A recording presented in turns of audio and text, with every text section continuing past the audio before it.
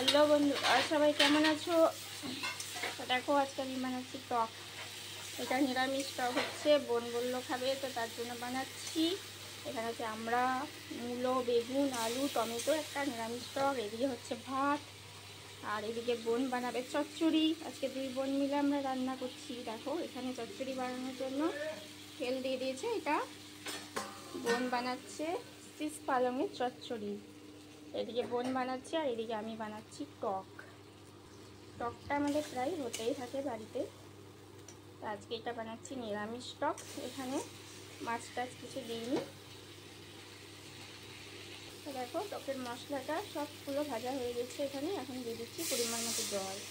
টকে এখানে দিয়েছি আমি গোটা জিরে, গোটা ধনে ভেজে, আর শুকনো লঙ্কা ভেজে ওটা পেস্ট করে বানাচ্ছি। এরকমভাবে তোমরা বানাবে, দেখবে খেতে খুব ভালো লাগে। আর যদি চাও তোমরা মাছ দিয়ে বানাতে, তো ছোট চিংড়ি বা ছোট বাটা মাছ দিয়েও খুব ভালো লাগে খেতে। আজকে আমি বানালাম নিরামিষ, তো এখানে মাছ টাছ কিছু দিইনি। দেখো, এদিকে বোন বানাচ্ছে শীষ পালংয়ের চচ্চড়ি। তো এখানে আছে বেগুন, আলু, গাজর আর শীষ পালং আছে। তো সবগুলো প্রথমেই সব দিয়ে দিচ্ছে ভাজার জন্য। তো দেখো, এখানে সব সবজিগুলো প্রথমেই ভেজে নেওয়া হচ্ছে। প্রথমে ভেজে নিচ্ছে সবজিগুলো। এখন দেওয়া হলো পরিমাণ মতো হলুদ, আর পরিমাণ মতো দেওয়া হচ্ছে এখন লবণ। লবণ হলুদটা তোমরা তোমাদের পরিমাণ অনুযায়ী দেবে। আর এরকমভাবে বানালে খুব ভালো লাগে খেতে। তোমরা এরকমভাবে বানিয়ে দেখবে। দেখো, সবজিগুলো ভাজা হচ্ছে, খুব সুন্দরভাবে ভাজা হয়ে গেছে।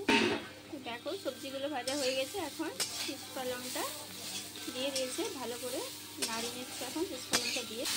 তো দেখো, এখন একটু পরিমাণ মতো জল দেওয়া হলো, যে সবজিগুলো সেদ্ধ হবে তার জন্য। সবজিগুলো সব সেদ্ধ হয়ে যাবে, তারপর এটা বড়ি ফোড়ন দিয়ে ছুঁকে দেওয়া হবে। এরকমভাবে খুব ভালো লাগে গরম গরম শীষ পালংয়ের চচ্চড়ি। আর দেওয়া হবে এতে সর্ষে বাটা। এখন দিয়ে দেওয়া হলো পরিমাণ মতো অল্প একটু চিনি, হালকা মিষ্টি মিষ্টি হওয়ার জন্য। তো দেখো, সব সবজিগুলো দিয়ে জল দিয়ে চিনি দিয়ে এটা এখন ঢাকা দিয়ে সেদ্ধ করে নেব। তারপরে সেদ্ধ হয়ে গেলে এটা তখন বড়ি ফোড়ন দিয়ে ছুঁকে দেওয়া হবে। তো দেখো, বোন আজকে বানাচ্ছে দুটো রেসিপি। এখানে আছে শীষ পালংয়ের চচ্চড়ি, এখন সেদ্ধ হয়নি এটা। আর এদিকে বানাবে ইলিশ মাছের ঝোল ফুলকপি আলু দিয়ে। তো সবার প্রথমে দেখো, তেল দিয়ে দিয়েছে কড়াইয়ে, দিয়ে দিয়েছে একটু হলুদ, লবণ আর হলুদ দিয়েছে তেলের উপরে, কারণ মাছগুলো তলে লাগবে না তার জন্য। তো এখন দেখো, মাছগুলো একটা একটা করে ভেজে নেওয়া হবে। তো দেখো, ইলিশ মাছগুলো এখন ভেজে নেওয়া হচ্ছে, একটা একটা করে তেলে ছেড়ে দেওয়া হয়ে গেছে। দেখো, মাছগুলো ভাজা হয়ে গেছে, এখন একটা একটা করে তুলে নিচ্ছে মাছগুলো। তো দেখো বন্ধুরা, ইলিশ মাছগুলো সব ভাজা হয়ে গেছে। আলু আর ফুলকপি একসাথে ভাজা হবে। তো ফুলকপি আলুটা এবার ভেজে নেওয়া হচ্ছে। একটু সামান্য পরিমাণ হলুদ দেওয়া হয়েছে এখন ফুলকপি আলুতে। আর এখন দিয়ে দিচ্ছি পরিমাণ মতো একটু লবণ, এটা ভাজার জন্য। পরে যখন মশলা কষানো হবে তখন আবার লবণ হলুদ দেওয়া হবে। তো দেখো, ফুলকপি আলুটা ভাজা হয়ে গিয়েছে, এখন তুলে নেবো ফুলকপি আলুটা। তো দেখো, ফুলকপি আলু ভাজা হয়ে গেছে। আবার কড়াইয়ে তেল দিয়ে ফোড়নে দেওয়া হয়েছে জিরে আর তেজপাতা ফোড়ন। এখন দিয়ে দিচ্ছি পেঁয়াজ। পেঁয়াজটা দিয়ে একটু ভাজা ভাজা করে নেওয়া হবে। আর এখানে আছে মশলার তেল, এখানে আছে আদা, রসুন আর টমেটো। লঙ্কা দিইনি, লঙ্কাটা গোটা লঙ্কা, এরকম কাঁচা লঙ্কা দেবো পরে থেকে, তার জন্য তোমরা চাইলে লঙ্কা দিয়ে পেস্ট করতে পারো, আমি দিইনি। তো মশলার পেস্টটা বানিয়েছিলাম, এটা দিয়ে দিলাম। এখানে একটা টমেটো আছে আর আদা রসুন। তোমরা চাইলে কাঁচা লঙ্কা দিয়ে পেস্ট বানাতে পারো। আর দিয়ে দিলাম একটু জল দিয়ে মশলাটা এখন ভালো করে কষিয়ে নেব।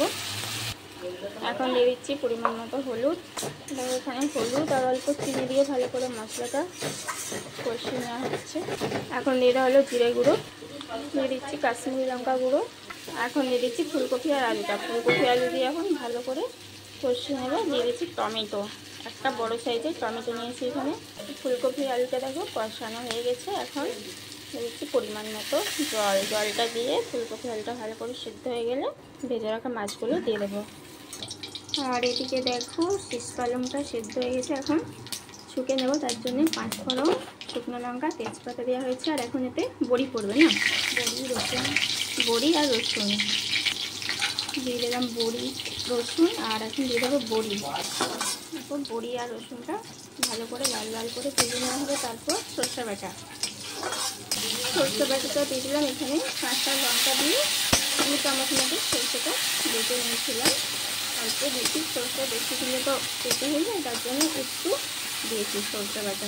ভালো করে এবার ভেজে নিয়ে এই যে শীষ পালংটা সেদ্ধ করে রাখা আছে এটা দিয়ে দেবো। ভালো করে নাড়ি দেবো, তাহলে রেডি শীষ পালংয়ের চচ্চড়ি। এখন দিয়ে দিলাম সেদ্ধ করে রাখা আলু, গাজর আর শীষ পালং আছে মূলো, সব সবজিগুলো সেদ্ধ করে রাখা হয়েছিল দিয়ে দিলাম। তো রেডি হয়ে গেল শীষ পালংয়ের চচ্চড়ি। এখন দিয়ে দিচ্ছি ওপর থেকে একটু কাঁচা সরষের তেল। কাঁচা সরষের তেলটা দিলে খেতে ভালো লাগবে। দেখো এদিকে রেডি হয়ে গেল শীষ পালংয়ের চচ্চড়ি। তো দেখো এদিকে ফুলকপি আলুটা সেদ্ধ হয়ে গেছে। এখন দিয়ে দিলাম ইলিশ মাছ ভাজাটা। রেডি আমাদের ফুলকপি আলু ইলিশ মাছের ঝোল। আর এদিকে বানানো হয়েছে চচ্চড়ি পালং শাকের, মানে শীষ পালংয়ের। তো বন্ধুরা, তোমাদের যদি আমার এই রান্নার ভিডিওটি ভালো লাগে অবশ্যই একটা লাইক করো, কমেন্ট করে জানিও যে কেমন লাগলো।